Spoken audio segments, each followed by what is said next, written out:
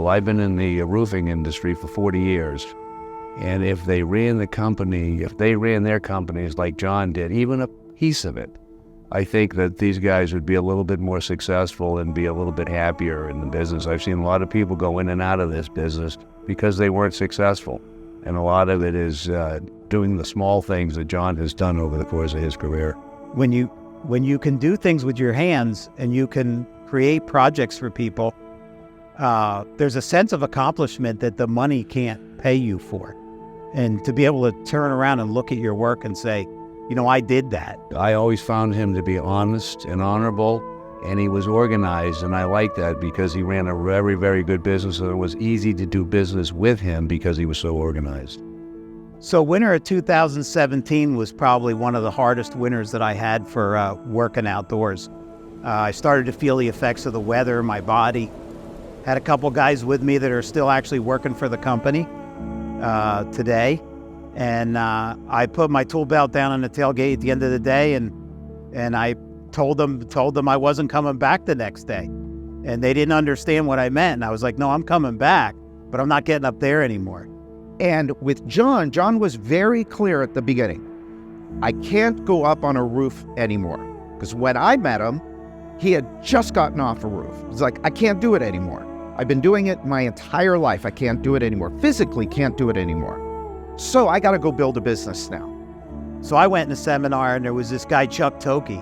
He was going to teach sales coaching, and he was going to be a sales coach. And I listened to him for 90 minutes. So he goes out and he hires himself Chuck Toki, one of the best sales trainers in the industry. He didn't mess around. He went right to the guy and said, okay, I need you to help me build a sales team. And what did he do? He started to build a sales team.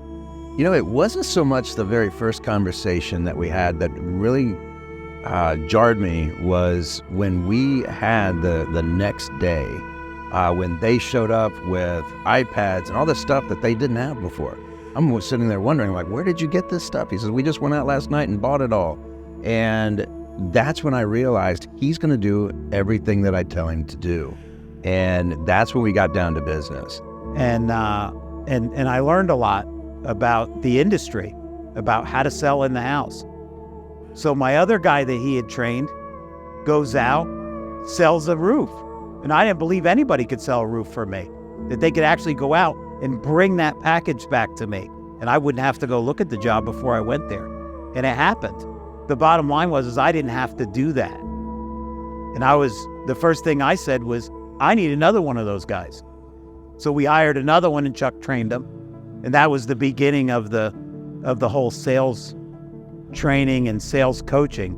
John, he was always on board. And when something didn't work, it wasn't, what did you do? Why isn't it working? It was, all right, let's take a couple of steps back. Let's figure this thing out, and let's keep moving forward. And John was so easy to work with on that level. He knew that we were going to get through it. He would even tell you, hey, Chuck, just so you know, I know we're going to get past this. I've been in the home improvement industry for my entire adult life, and I started to notice what worked and what didn't work.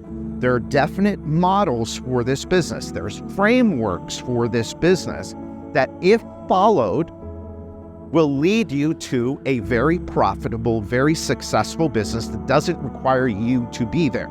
He had brought in the wealthy contractor, which is Brian Kay. And, when he started to understand his P&Ls, the back end of the business, that's something that, do I understand it? Yes, I understand it. But is it something that I'm going to coach? Not so much. We usually will bring in a professional, somebody that truly understands it, like Brian. Brian's programs that he does are awesome programs. They will help any company grow if you want to grow. So they went from being on a roof, hammering nails, to now having a business that's working for them. When we look at, what am I most proud of?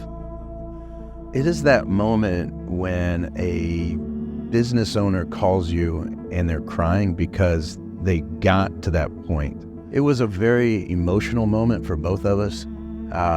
It's probably the only time I have ever cried for a client. It's tears of joy. It's being able to celebrate with them over the phone, knowing that this is that milestone that many people just don't feel like they ever can get to.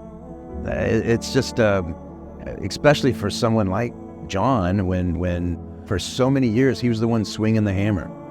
You know, there was so much that happened before John and I ever got together, and to see what has happened just over the last 6 years. This journey is possible.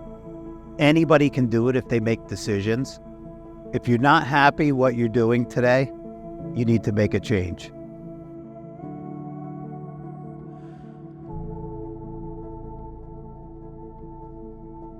I couldn't be happier for John, I couldn't be happier for Sherry, and I can't be happier for the entire company of O'Leary Roof.